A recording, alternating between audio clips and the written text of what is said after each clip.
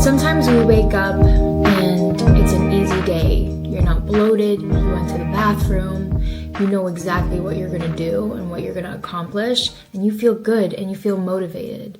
And other days, you just don't freaking know. Today is one of those days. And I've been having these days for the past couple of days. Drink every time I say days. I've been walking in the I don't know space for a hot minute. And of course, we have the awareness to observe it, to not get too attached, and to surrender all control to the Most High. But at the same time, as a human, bringing it back into this physical reality and learning how to navigate through these feelings of discomfort can also feel weird. It can feel uncomfortable for sure. Then you're left again with the only option that you turn back to time and time again every time you feel like there's too much noise or you feel overwhelmed. And for me, that's stillness. I hear the voice of love telling me in every moment, anytime I'm brain rotting on my phone and doom scrolling and wasting time watching Netflix, binge watching, binge eating, to come back to stillness. Thank God for that voice, because where the hell would I be without it? But it's been a while since I did take a walk outside in nature because I've been working so much, I've been staying indoors, and I think it's time. And so I'm really excited to go out today, get some sunshine, and just ground back into the physical reality. Most of the time it's easy for me to get into the ethereal. I love to meditate, I love to be quiet in that sense, and sometimes it's so difficult for me to ground myself back as a human being. I still have these moments where I'm like, I don't know how to be human, and I don't know how to interact and connect with other people in weird spaces like this. But you put me in a crowd of people that I like and people I feel safe with, it's no problem. So we'll see what happens, but I'm grateful. I give gratitude to this body, this mind, this life, this home. And I'm going to try and stay rooted in this gratitude no matter what kind of discomfort comes up today. But also listen to her. Listen to the little girl in me that is uncomfortable and just wants to feel safe, and tell her that everything's gonna be okay. All is well. Blocked. Okay, well, I made it. I made it to the park, and I'm on this magical rock in the middle of the field. And I say magical because I'm at the park where Joe and I had our first kiss. And yeah, super corny, but I love this spot. Practically because the grass is wet and it's the only spot that's dry. And it's also a great place to ground. Like most of the time I just lay on this rock. But as I was walking, I was listening to a podcast episode and I couldn't even fully listen to it because my thoughts were running like wildfire. Essentially, right now in my life, I'm in a position where I feel very uncertain about a lot of things. Actually, not a lot of things, but two main things. I don't want to go too deep into it just because it is personal, but it's really moments like this where I have to stay extra vigilant about how I'm reacting to my thoughts and what thoughts I'm believing about myself, because I could immediately just go into victim consciousness, which I won't, obviously, because I am aware that that's not who I am. I'm not a victim of my circumstance, but actually life is happening always for me. And that everything that happens in my life, whether it brings me to a place of uncertainty or not, I know that it's for my highest good. And so today I was just walking by so many people, and most of them don't look at me. It's New York. They keep to themselves. But sometimes I get the occasional smile, like, hi. And it's such a beautiful, mundane thing that happens that immediately brings me back into my heart. To get myself back into heart-based consciousness, I look at my surroundings and the people that pass me, and I say, love is in that person. Love is in that bird. Love is in that tree. Love is in that driver. And that's synonymous to God, as I mentioned before. God is in that person. God is in that kid. God is in that mom. God is in that baby.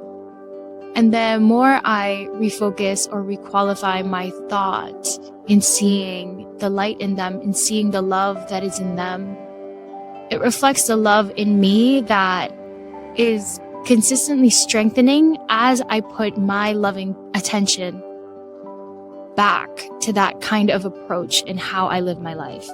I don't know if everything that I just said made sense, but if you're tracking, it's really easy to feel uncomfortable and stressed about the unknown and what's going to happen, because in my life, I've always experienced moments where everything is falling into place. And once I'm starting to feel settled, the rug gets pulled up under me and I'm no longer in a stable state of mind again.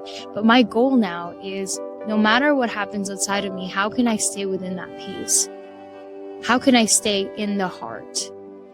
So that's how I've been approaching my life now. And it's been such a blessing because I know that there's always a better way. There's always a peaceful approach and reaction to your circumstance. And truly, the unknown is so exciting. It's nerve-wracking, of course, because from a practical approach, I don't know what's going to happen. And when I'm in that state of not knowing, I lack control. And the ego, Mary in me, wants to have a control of things so it can prepare for the worst case scenario. But also I could prepare for the best case scenario, which inevitably is part of the evolution. Life just gets better and better.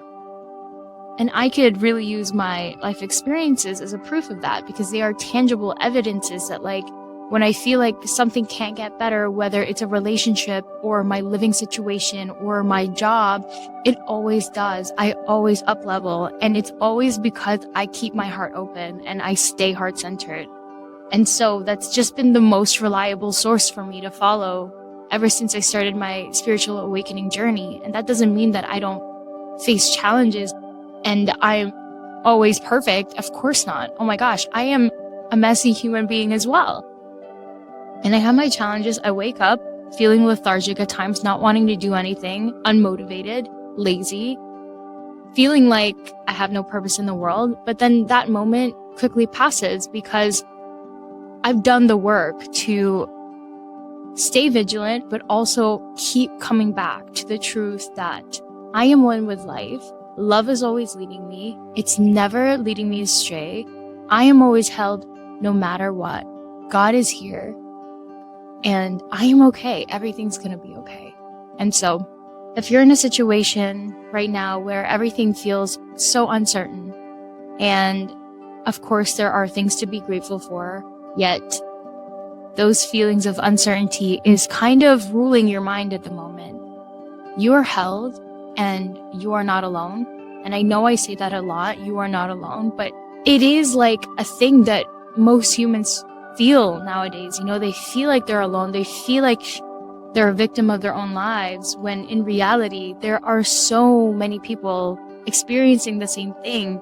And I just want to acknowledge that, because not all of us actually feel our emotions or take a moment to be with ourselves.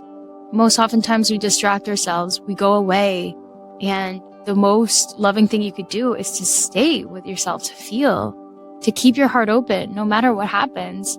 Because ultimately, that is the only reliable source that could lead you to a fulfilling life. You know, you could have all the materialistic things in the world, but if your heart is not open, if you are not inclusive, if you can't see the light in other people and you feel like you're better than them, or you're a victim and you're lower than them, and you identify as that to keep some sort of value for yourself because you feel like you're not worthy or whatnot, it's only going to attract the same situations, because you are what you attract. What you believe about yourself is what you attract. So I've said this in the previous video, but like, take a look at your life right now. No matter what's going on, what is your state of mind? And if it's volatile, if it keeps coming back up and down, it's because you're still conflicted about whom to follow, whether your ego or your heart. And I guess my whole messaging with my channel and my podcast and my life really, and how I embody these teachings and interact with the people around me, is that it doesn't matter what you're doing.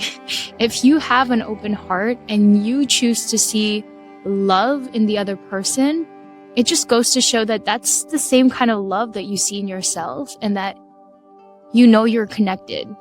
You're so freaking connected to life that you don't see any flaws. You see the truth behind all forms, and that in itself is a beautiful thing. That in itself is a beautiful contribution to the collective consciousness in the world, because we need more people like that. And those are the people that are going to impact others in a positive way, that's going to activate the same truth within them, and that's going to create that ripple effect to the rest of the world, that there is a better way, and we're all connected, and we're all co-creating this life together, and no one is left behind, because every single person has a freaking purpose in this world, and is just as important as mine, and is just as important as the most influential people that we see on social media.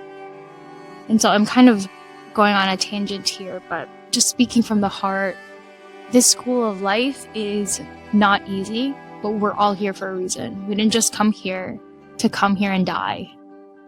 We came here so that we can learn. We can learn things. And so we can evolve, and we can help each other. And I always call it Earth School, because that's what it is. Why else would we be here for? Of course, we're here to play as well, but for the most part, living a heart-centered life is really softening and opening yourself up to divine opportunities, and allowing the flow of life to run through you.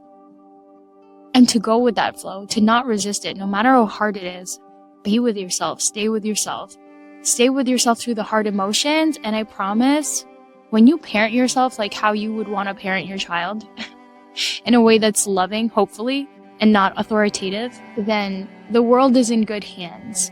Then you'll notice that in your reality, you will feel more at peace, and you'll feel more happy and connected to life and to the people around you, because that is the only way to really live. And so today I choose to keep my heart open, because I know God is here, that love is here. Love is what permeates my whole being. It is what walks me to divine opportunities that is in alignment for me in the highest good of all. And I choose love now, because I know it is the only thing that can sustain me. God is in everything that I see, because God is in my mind. Love is in everything I see, because love is in my mind. You're so loved. You are loved. Everything is going to be okay, and you've got this. Enjoy the mystery. Enjoy the flow of life. Live it effortlessly. There's no need to force, only allow and to embrace. Okay, bye, Magical Rock. This is not an existential crisis, y'all. This is not an existential crisis. I'm just so grateful. It's such a beautiful place to be, to know that every present moment will never be the same. You only get to live it once. And it brings me back to gratitude, because I'll never have this moment just this way again. And there's something beautiful about that.